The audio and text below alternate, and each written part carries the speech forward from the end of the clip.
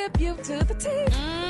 It's Gary, baby. Gary has the tea and the color of the day, Gary. Good morning, Ricky. Good morning, America. Good morning to you. It's Wednesday, a beautiful, beautiful day in the neighborhood. And here's what's happening in celebrity news. Ricky, y'all remember former MTV VJ Ananda Lewis? Y'all remember her? Beautiful girl. I used to love to watch MTV with her. Yeah. Well, Ananda Lewis, y'all, you know, she's speaking out. Now, she said, y'all, that her breast cancer has spread, y'all, following her diagnosis back in 2020. Now, Ananda is 51 years old. She announced her breast cancer diagnosis back in 2020 on her Instagram post. Now, she said, y'all, that she had stage 3 breast cancer, Ricky, and she had refused mammograms for years due to fear of radiation exposure. That's what she said. But during the discussion on cancer with CNN Stephanie Elon and CNN anchor Sarah Snyder, who was diagnosed with stage 3 breast cancer earlier this year, Ananda said that she refused her doctor's recommendation, y'all, for a double mastectomy. She said, quote, "My plan at first was to get out excessive toxins out of my body." She said, "I felt like my body is intelligent."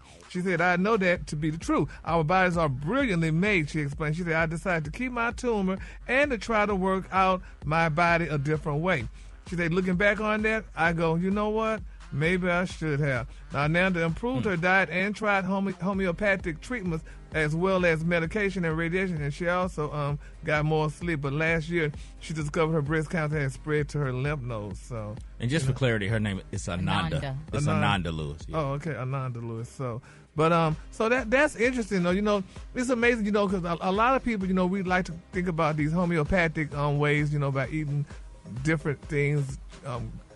People think they can make lifestyle changes to treat cancer, but there's so much research out there. And I think this is very important, Gary, especially during Breast Cancer Awareness Month, because if you catch breast cancer between stages 0 to 2, you have up to an 87% chance of survival. When you get to stage 3, it's 61%.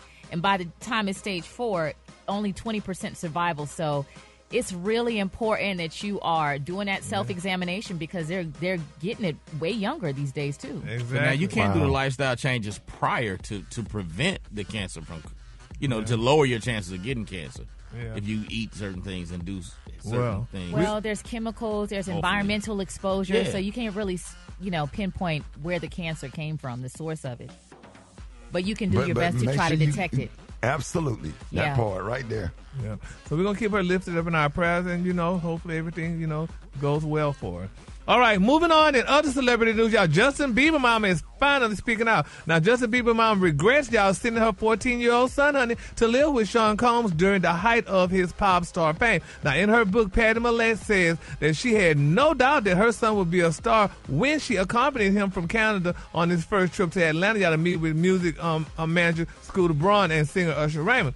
Now, Patty was a teenage mom when she gave birth, y'all, to little Justin a month before her 19th birthday. She worked 3 jobs, Ricky, and she abused drugs while raising him. She was a drug addict, she said, "I worked odd jobs to get money for rent and to fuel my drug habit." Patty wrote in her book, Nowhere But Up, the story of Justin Bieber's mom. It was published back in 2012. She said Justin's sudden rise to fame and the money that came with it felt like a reward to her for all the years she struggled as a single mom. Now, Patty writes, "Things were happening so big and so fast with Justin. I was responsible for signing contracts that could affect a large portion of Justin's life. But being young and naive, honey, left Patty vulnerable and unable to realize that, you know, she was handing Justin over, y'all, to some of the industry's most dangerous and predatory stars."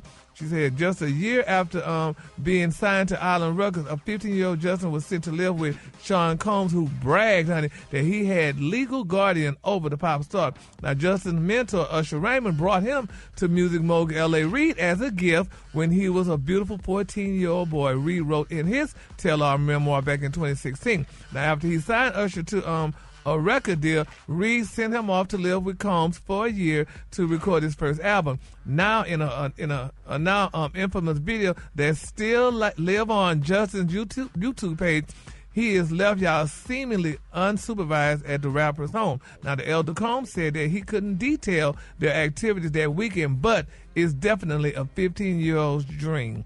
And it went on and on and on. And if you see Justin Bieber now, I mean, he looks so out of it. He just seemed like he's severely depressed, even though his wife recently gave birth to a son. But it's really, all this stuff is starting to come out now, and people are starting to wonder, wow, what's going on? It's almost like the R. Kelly syndrome, when people are saying how those people were dropping their kids off to R. Kelly's house to become big stars. And a 15-year-old living with a 40-something-year-old man that ain't related to him is weird. Well, I saw Justin Bieber performing, and he had a song where he was singing about being so lonely and how he got sick and everyone turned their back on him. And, you know, when you're down, you go from being this huge celebrity and everybody cares about you, and then you go through your personal thing, and it's just like they forget about you, and it's on to the next. You know, so it's really sad to see him that way. Yep, so it's so much going to be coming out during this Puff Daddy situation too. So many people tied up to him. Yep, so people just waiting. All right, the color today, honey, is one of my favorite colors. My color today, y'all, is espresso beans. On the high end, you say espresso beans, and on the low end, you say beautiful dark brown. That's your color for today. Cute. Yes, we love espresso. All right, y'all, give it up for Gary with the tea.